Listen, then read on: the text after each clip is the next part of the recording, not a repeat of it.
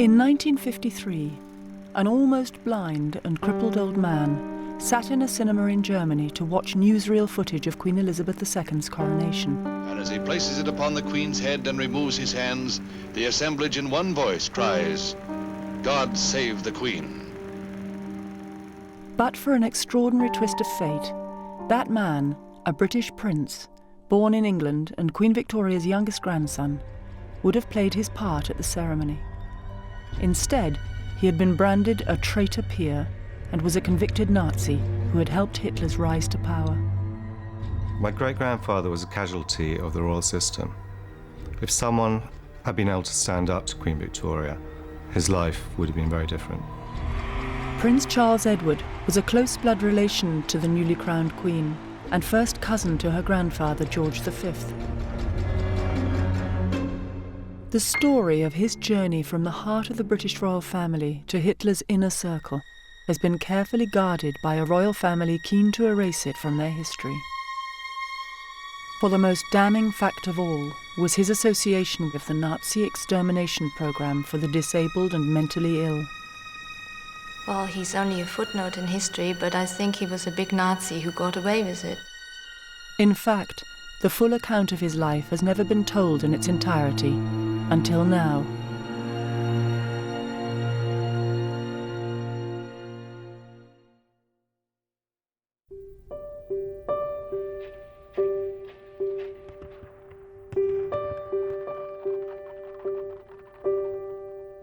How did a British prince end up as one of Hitler's staunchest allies?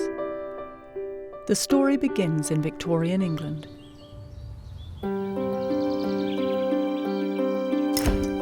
On the 19th of July, 1884, Prince Leopold Charles Edward, 2nd Duke of Albany, Earl of Clarence and Baron Arklow, was born at Claremont House, Esher, Surrey. He was part of the most powerful royal family in the world. His first cousins were King George V, Kaiser Wilhelm, and Tsar Nicholas II, men who would shape 20th century Europe. Charles Edward was born at a time when monarchy was the unchallenged form of government from Lisbon to Vladivostok. What was always seen to be the great golden era of European monarchy. But Charles Edward's birth was marred by tragedy. Just 3 months earlier, his haemophiliac father, Prince Leopold, died after falling down some stairs. The fact of his father dying while he was still in the womb made a tremendous difference. This child is doubly precious because its father has died. There won't be any more. So you would expect little clouds of tension round him. He's said to have been a nervous baby. The death of Charles Edward's father, Leopold, was a terrible blow to Queen Victoria. He was her favourite, the one most like her beloved Prince Albert, the grandfather Charles Edward would never know. After Leopold's death, the great matriarch transferred her care and affection to his family, Charles Edward, his elder sister Alice, and their mother, the Duchess of Albany. Queen Victoria, his grandmother, was a great supporter of the Duchess of Albany and very, very fond of her, and she kept a very watchful eye, I think, constantly on the Albany family, and was very supportive of the Duchess in bringing up basically 2 children on her own.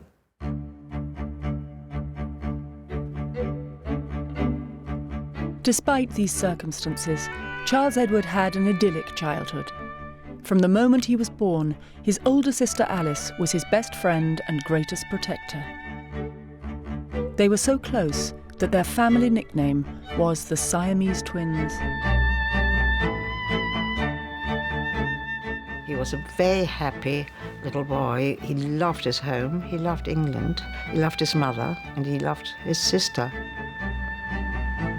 Their world revolved around Claremont and Windsor Castle, where grandmother Queen Victoria lived. They would arrive at Windsor and they would be escorted by these whispering attendants down endless corridors till they reached the inner sanctum of Queen Victoria's apartments. And then at the door, before the door was opened, the nurse would say, mind you curtsy at the door, mind you kiss grandmama's hand, mind that you're not too noisy and behave yourself and mind you're clean. And the door would open And in they would walk, and they'd be faced by this tiny little woman, all dressed in black.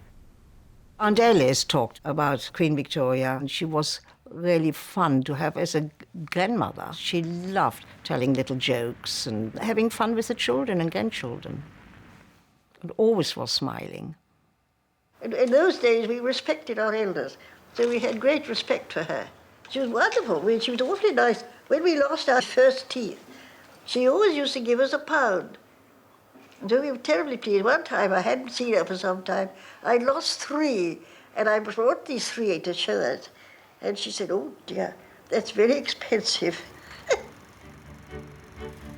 Charles Edward and Alice's world of privilege came with royal pressures and responsibilities. From birth, their mother instilled in them that above everything, their duty to Queen and country always came first. But what came naturally to Alice was more difficult for her younger brother.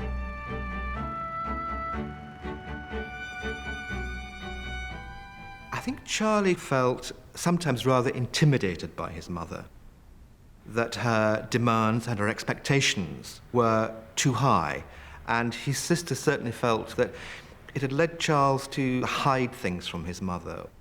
It led him to evade independent decisions as he got older. In 1897, aged 13, Charles Edward took part in his first major royal event.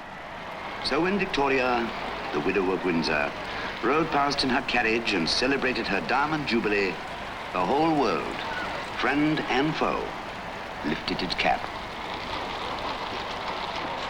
But for Charles Edward, performing royal duties was something to be endured rather than enjoyed.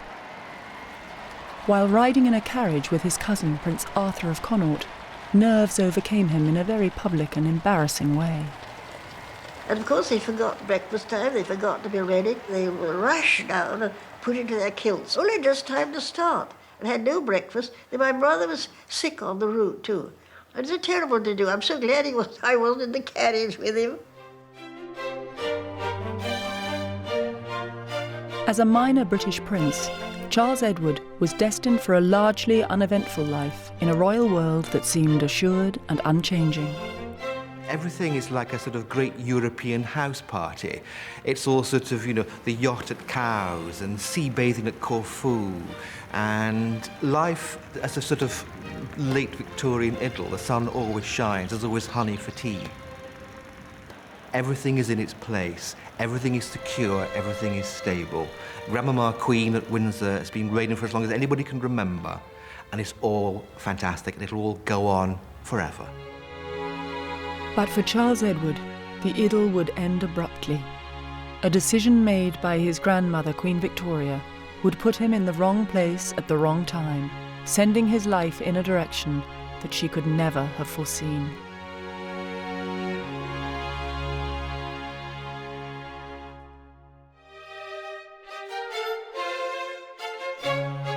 Queen Victoria's youngest grandson, Prince Charles Edward, 2nd Duke of Albany, would one day inherit Claremont House and could look forward to a life of royal service.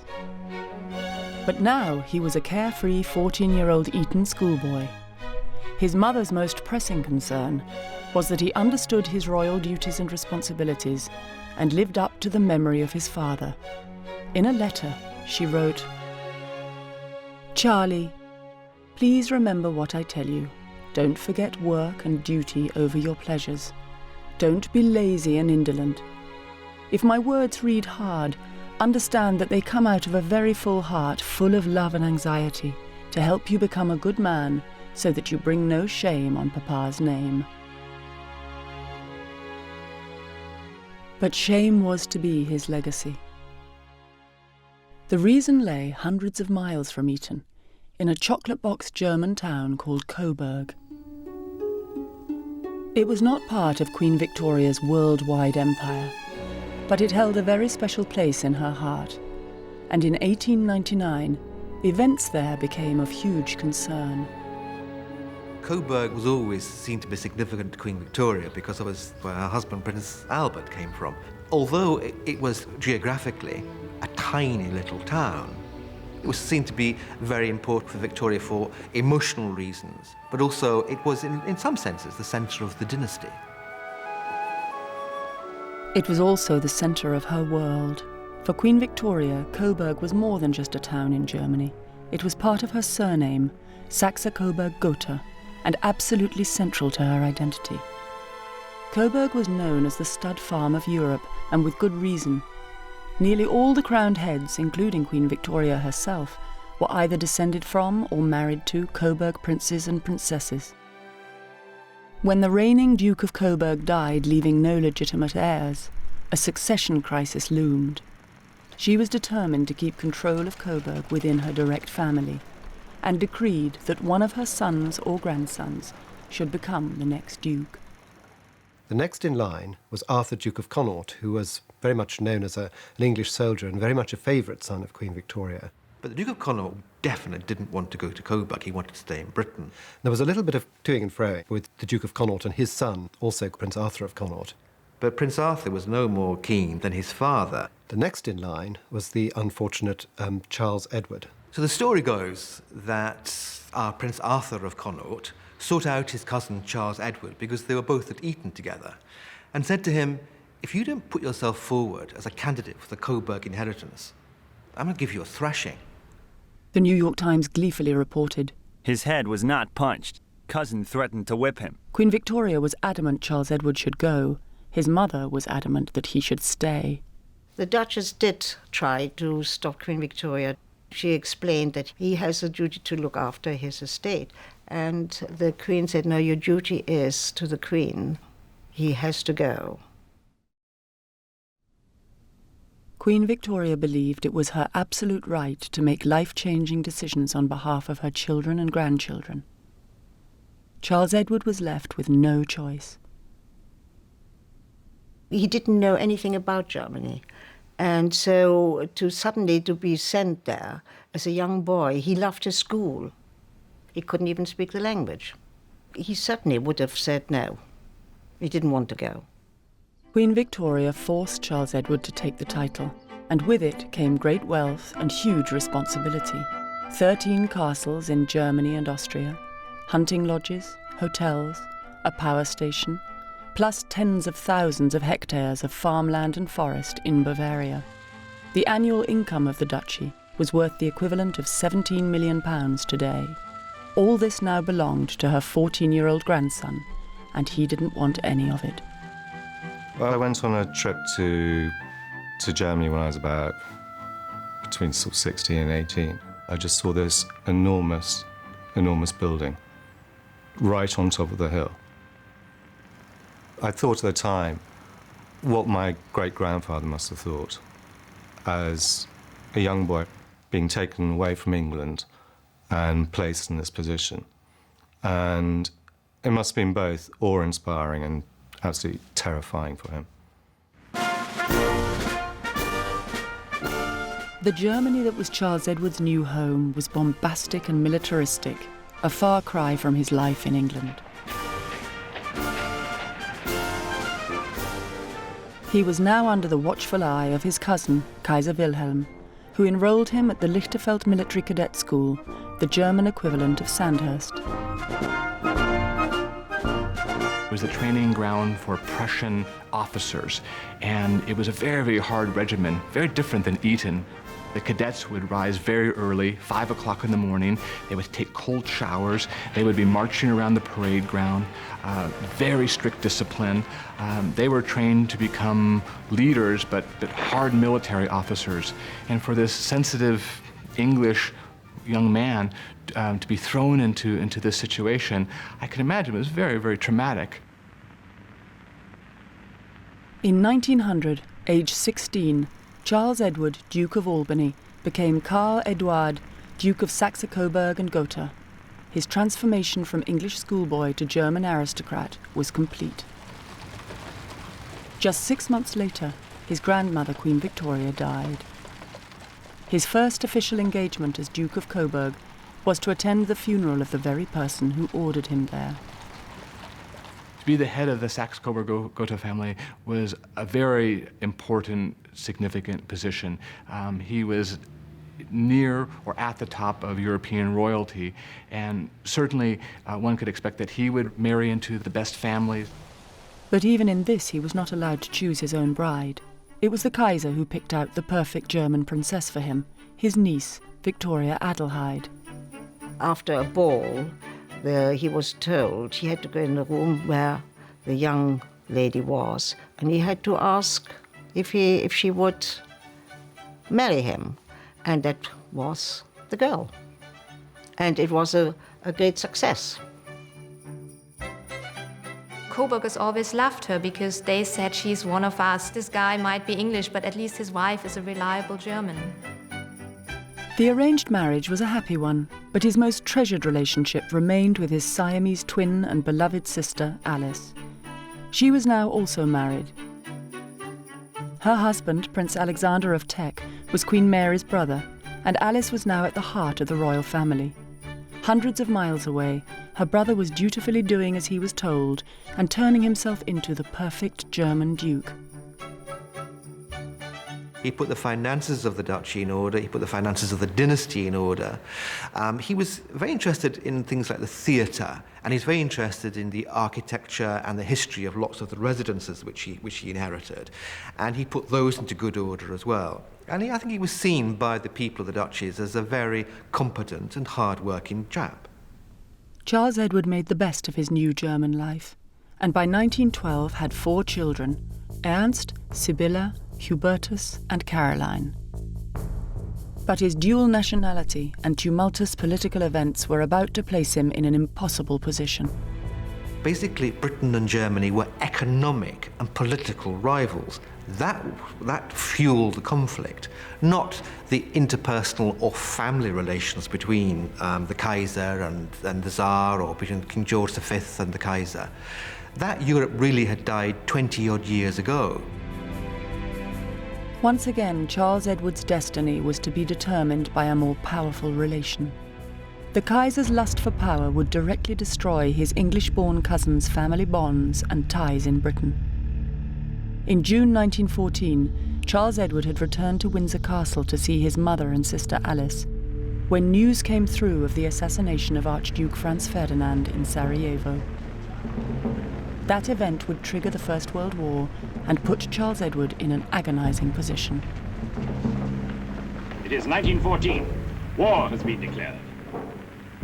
All over the world, men pledge themselves to fight to their dying breath. And now they march to the field of glory. When war broke out, there was certainly a great deal of hostility to the English-born Duke. He faced hostility here as a traitor, but also hostility in Germany because he wasn't German-born. Yet again, Charles Edward was in the wrong place at the wrong time, and this time the Kaiser expected him to do his duty. He had no other option than to fight for his adopted homeland, but he was adamant he would not face British troops. He was posted to the Eastern Front, where he faced the Russian army in Prussia and Poland.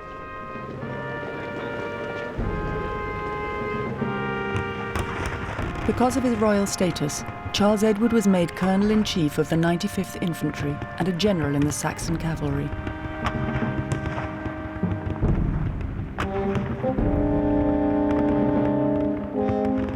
Total allegiance to the Kaiser was what was expected of him, but his personal loyalties lay elsewhere.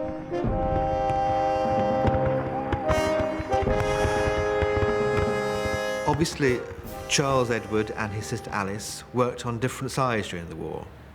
But I don't think in the end it affected them as brother and sister. I think that the family connection for both of them was strong enough, and was seen as strong enough, that there was, in a sense, family loyalty and there was national loyalty. In Britain, anti-German feeling reached fever pitch, and the royal family became its focus. Their surname, the unmistakably German Saxe-Coburg-Gotha, was turning the country against them. George V distanced himself from his German roots and relations and changed his family name to Windsor. Charles Edward, Duke of Saxe-Coburg and Gotha, was effectively being written out of his own family's history.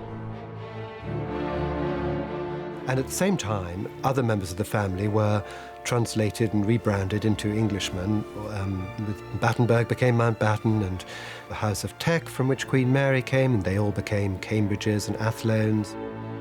It was a very clever thing to do, but it wasn't necessary to do it, to get rid of everything German and become much more identified as British. By November 1918, when the First World War ended, more than 8 million were dead, and the map of Europe had changed forever.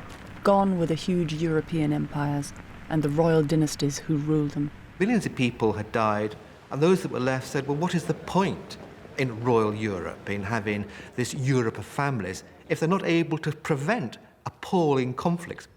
And that, I thought, really was the death knell, if you like, of dynastic royal Europe. The winds of change were sweeping across Europe. The 1917 Russian Revolution lit a communist spark that now took hold in a beaten Germany. Angry Germans and returning troops formed powerful socialist soldiers and workers' councils and began to revolt. Charles Edward was one of their targets. He takes it very, very personally. He had thought of himself as a populist, as a leader who really cared for his population, and to see these workers rise up against him, to come to the gates of his castles and physically try and sort of overthrow him and to break down the doors and almost carry him out, again, very, very traumatic for him. Charles Edward was allowed to keep his castles, but stripped of his titles and political power. The Kaiser abdicated, Germany became a republic, and all former princes became ordinary citizens. Some of them, I think, decided that they would simply be landowners, that they would accept the days of monarchy were over. I think for Charles Edward, that was a very difficult thing to do. I mean, he had given up a lot. He'd come from Britain, he'd become a good German, he'd seen a country which he was now very proud of, Germany, defeated.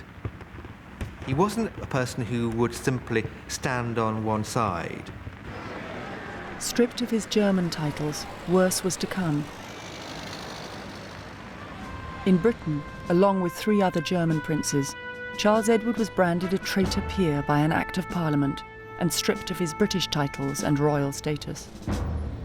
This is the Titles Deprivation Act. Their lordships do humbly report to your majesty that the persons hereinafter named adhered to your majesty's enemies during the present war. His Royal Highness Leopold Charles, Duke of Albany, Earl of Clarence and Baron Arklow. I've seen photographs when he was a little boy where he signs his name Albany. That was who he was. And to have that taken away and told you're our enemy, that must have been a huge blow to his self-esteem, because it's like somebody taking away your identity. While Charles Edward's place within the royal family was taken from him, his sister Princess Alice was the living embodiment of the life he would have led had he stayed in Britain. She was becoming a firm favourite with the British public. And for Charles Edward, it was painfully clear their lives could only lead in very different directions. I have the very greatest pleasure in declaring this building open. Karl Edward says in one of his letters to his sister, we remember in 1914 when we saw each other for the last time, war broke out, ending our happiness. Charles Edward was a lost soul. In Britain and Germany, everything he had ever been born with, believed in, or taught to value had been taken from him. Disillusioned and depressed, the life he knew had disappeared forever. But a beguiling saviour would soon emerge: Adolf Hitler. By 1922, Charles Edward had lost everything he valued. He had been stripped of his British and German titles, been branded a traitor peer, and was no longer welcome at Buckingham Palace or Windsor Castle. Germany was in crisis, and fear of communism taking hold there was uppermost in Charles Edward's mind. Russia is the key. If you want to understand why he turned so right-wing, you have to understand that he was terribly scared of this red threat. The bloody 1917 Russian Revolution had shaken Charles Edward to the core. His cousin, Tsar Nicholas II, had been murdered with his family by the Bolsheviks. In Germany, a socialist uprising had robbed him of his titles and land. Chaos reigned, and for Charles Edward, the answer lay in extreme right-wing politics. They were very much radicalized. The German aristocracy after the First World War had lost so much in status and money and power. So they turned to movements they wouldn't have looked at before. Before the war, he's a kinder, gentler sort of leader. And you can see the lot he throws himself in with after the war. They're a very nasty group of people, and he becomes complicit in some very violent, some very troublesome activities. Germany was awash with right-wing parties vying for power. One of the smallest but fastest growing was led by the charismatic former army corporal Adolf Hitler. These right-wing organizations often resorted to murder, political murder, and between 1918 and 1922, it's killed over 370 politicians. These were the people with whom Charles Edward was associating. For Charles Edward, the right wing offered a return to order and strength, but at a price. Beneath the surface was lawlessness and menace. He knew he was in dangerous territory. He writes to his sister, and you probably won't agree with my involvement in this group. So he knows that she thinks it's absolute madness. His right-wing militancy stood against everything Princess Alice believed in. While he was unwelcome in England, she could go to Germany, and in 1922 took their elderly mother to visit him. It was a bittersweet reunion. Only days after arriving, their mother died suddenly. He was in a very emotional state of mind as he returned to Coburg. We can speculate psychologically, perhaps he felt somewhat liberated that his mother, that this English princess was now gone, and that he was now truly his own man. But not for long. 3 weeks after his mother's death, Hitler came to Coburg for the first time. Until 1922, German National Day had been a peaceful event where rival left and right-wing political parties held their rallies. This year, Hitler hijacked it. He stormed into town with 800 brown shirts, outmuscled his left-wing opponents, and claimed the day as his own.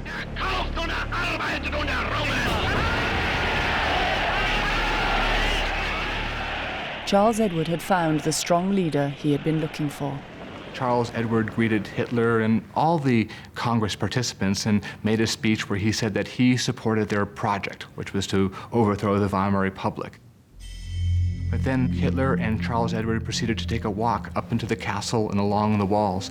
And all of the participants were watching the body language as Charles Edward was showing him the beautiful landscape, and then they shook hands. It was clear that he was supporting Adolf Hitler. It was an extraordinary act, bold, even reckless.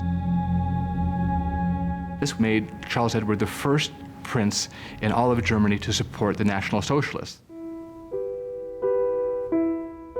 Hitler, of course, promised, like every politician, everything to everyone. And what he promised to the aristocracy was that they would now get back their jobs in the military, they could have influence again on a political level, and especially the higher aristocracy could play a great part as a diplomat. Karl Eduard says in one of his letters to Alice, it's so wonderful that one is still needed these days. He felt really wanted for the first time after 1918. Somebody needed him. By giving Hitler his aristocratic seal of approval, Charles Edward elevated him above the other right-wing leaders and was instrumental in helping his rise to power. Coburg became synonymous with the history of the Nazi Party. Not only had Hitler established himself as the principal right-wing leader there, but it also became the first town in Germany to elect a Nazi mayor. But Charles Edward's wife, Victoria Adelheid, didn't share Coburg's or her husband's enthusiasm for the Nazis. She didn't join the party. She never wanted to be in the party. She was frightened of anything to do with the party, and so she was always worried about him. In early 1933, Hitler achieved his goal and was elected Chancellor of Germany. He created a new image for the country as a vibrant, modern nation driven by science and technology. Charles Edward was enthralled and had a brainwave. He would show the world the glamour and excitement of the new Germany. Charles Edward has this idea to invite all the British journalists, Danish journalists, all the international press corps to Coburg and wants to entertain them.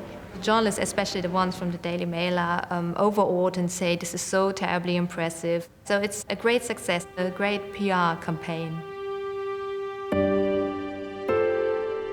Hitler realized Charles Edward could help deflect attention from Germany's increasing military strength and aggression. He appointed him president of the newly formed Anglo-German Fellowship to spread the word that Hitler saw Britain as an ally. Charles Edward jumped at the chance. For a man branded a traitor and spurned by the establishment, he could now return to Britain with his head held high, and he owed it all to Hitler. Charles Edward is the ideal door opener, the ideal icebreaker.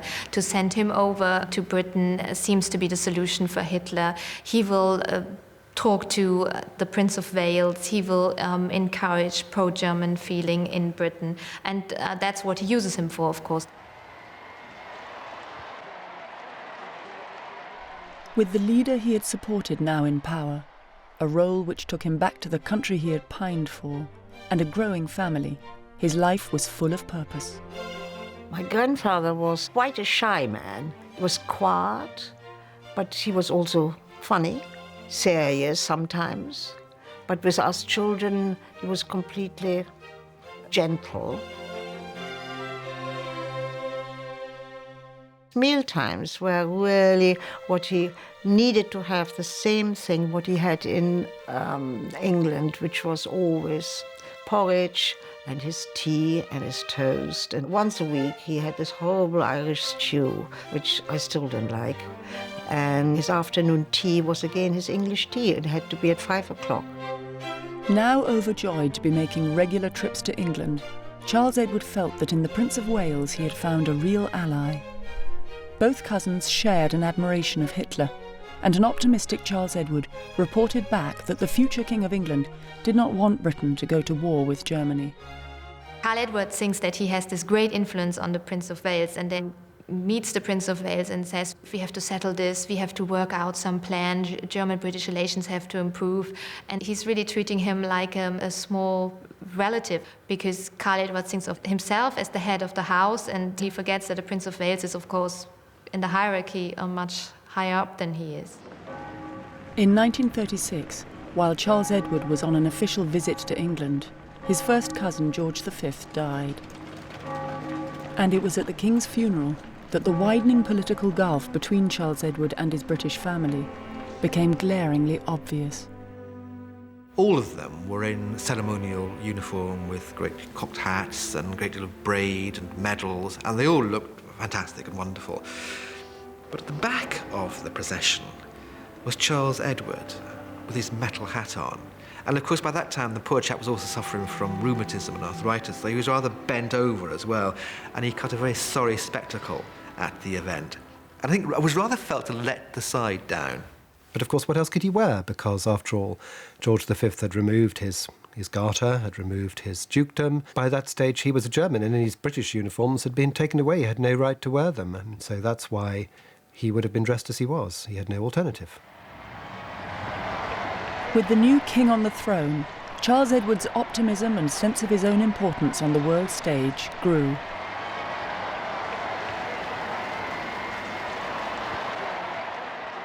He was proving back home in Germany that he was an important envoy and could be used as such, because he had the ear of the king.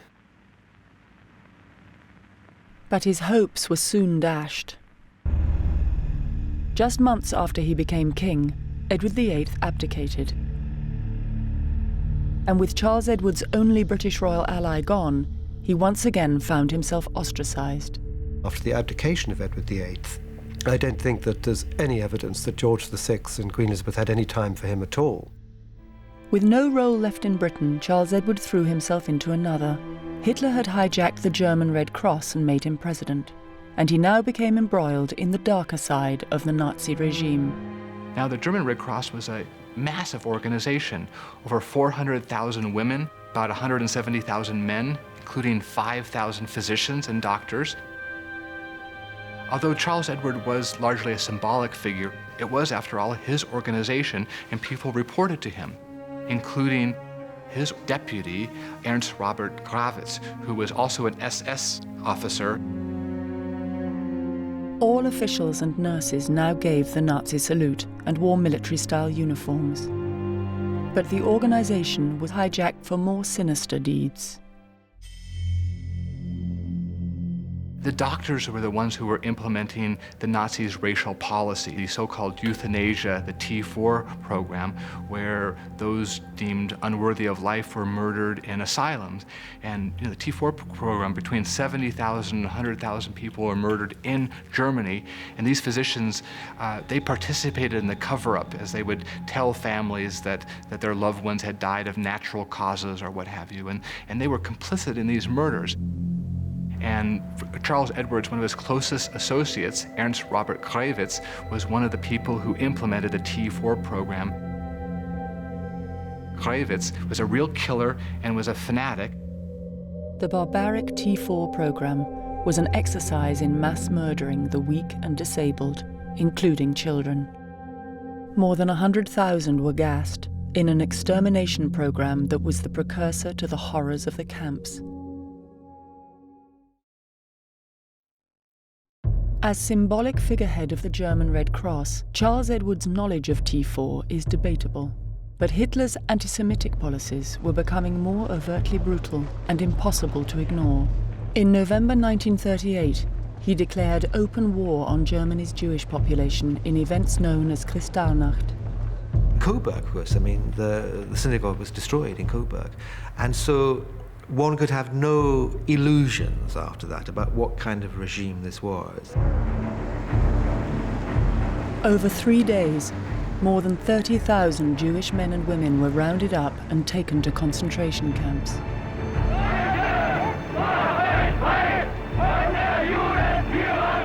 Shops and businesses were vandalized while the population stood by. After Kristallnacht, no Jew in Germany was safe. It was reported all over the world, certainly all over Europe. People couldn't believe that a government could inflict such horror on its own citizens. Before Kristallnacht, there were 233 Jews in Coburg. By 1942, there were none, and the town was officially declared Jew-free. I'm sure he knew about it. It's a small town and it can't have escaped him. I think that, of course, Charles Edward was anti-Semitic, and this has something to do with his anti-Bolshevism again, because for him, Bolshevism and Jewishness is more or less the same. Hitler's real intentions could no longer be ignored. He was terrorizing Jews in Germany, had marched into Austria, and annexed the Sudetenland. At the end of August 1939, he invaded Poland.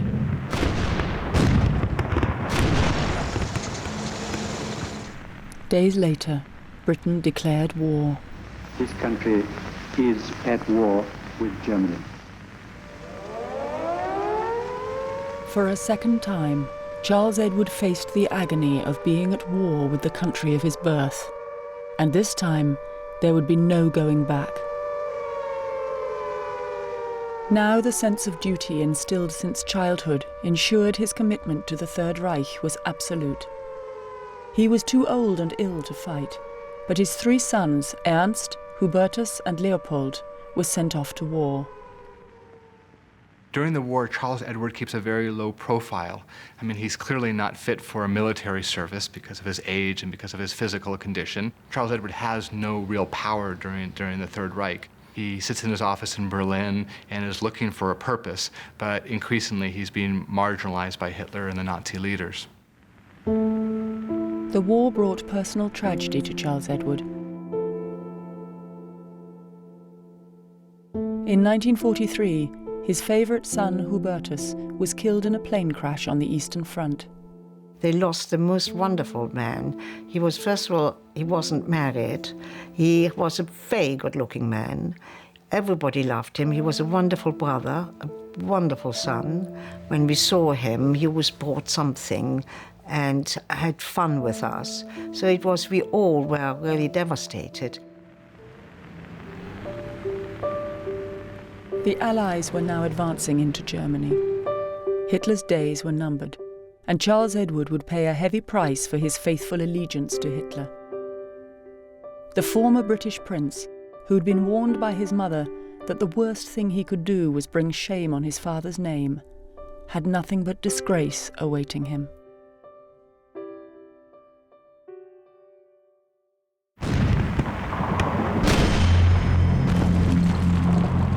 As the Second World War ended, Charles Edward was seeing out the dying days in his castle above Coburg, while Hitler had gone to ground in his bunker in Berlin.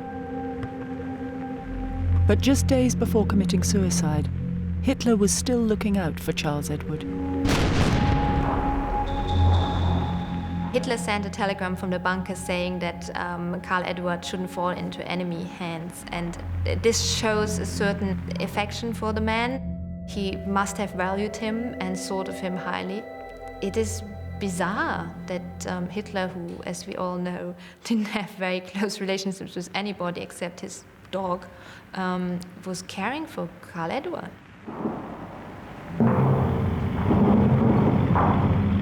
But Hitler couldn't save him. American troops were advancing on Coburg, and Charles Edward watched them with his family, including his 10-year-old granddaughter, Victoria. You could see from the castle, because it stands very high up, Americans were advancing and seeing where the bombardment started. We were all sitting in the cellar. One of the senior Americans came and said they would like to have a word with my grandfather and they'll bring him back later on. What I think is so striking, though, is the fact that he felt the need to put on a uniform. He was still a prince. He was still a military man. He had this notion of honor and dignity, and all his other uniforms seemed inappropriate. So he put on his hunting association uniform, and he presented himself to the Americans. My grandmother waited. The dinner or lunch waited. And he didn't turn up. He didn't turn up for 2-3 days. I think it might have been even a week. And she was by that time really worried. We wanted to know where he was. He needed his medicine. He needed his clothes. The American troops had no idea of the prize they had captured. A senior Nazi who was also related to King George VI. 1,000 men and a jeep, the long, long trail of Germans heading for the barbed wire corral. Even when the truth was known, he got no special treatment. He was held in the harshest internment camps while he was investigated. He's in a dreadful situation. He's been imprisoned for ages and he's riddled with arthritis and he's starving and he's not properly housed and his wife's having to walk 3 miles over the field to get to him each day. Charles Edward couldn't expect any help from his British family, apart from the one person who had always stood by him. Princess Alice and her husband flew to Germany to try to rescue her brother. She was horrified to discover him scavenging on a rubbish dump to find a tin to eat from. They wined and dined various American generals to try and persuade them to look more favourably and sympathetically at Charles Edward. I think she felt that he was always her brother and that she loved him and that she understood why he'd done the things he'd done. Princess Alice's pleas fell on deaf ears. When Charles Edward faced his tribunal, he pleaded not guilty. He said that he had acted honourably and had no proof of any crimes of the regime. His wife, Victoria Adelheid, took to the stand to defend him. She acknowledges that subordinates had come to him and expressed the belief that people were being killed in the euthanasia program. And she said her husband had just dismissed these rumors and couldn't believe them. And she says the same thing applied to the concentration camps. But I do think he had clear knowledge about the crimes of the regime. Perhaps not the gas chambers, but he knew that millions of people were perishing in the East, and despite that, he stuck by Hitler and the regime. The tribunal found him guilty. Though he was exonerated of having taken part in war crimes, he was judged to have been an important Nazi. His houses and estates were confiscated, and he was almost bankrupted by heavy fines. Only his failing health saved him from a jail sentence. This prince, who all his life had been used to great wealth and luxury, was now a penniless, convicted criminal. My grandfather, when he came back from prison, he was a very frail and very sick man. And by that time, my grandmother was given a chauffeur's cottage. And he thought it was wonderful. He had everything what he loved. He had his wife, he had pictures, he had his little dog. And it didn't matter how small, it could have been even one room. He would have been happy not to be in prison anymore. Charles Edward's health was in serious decline. He had cancer, was crippled by arthritis, and was blind in one eye.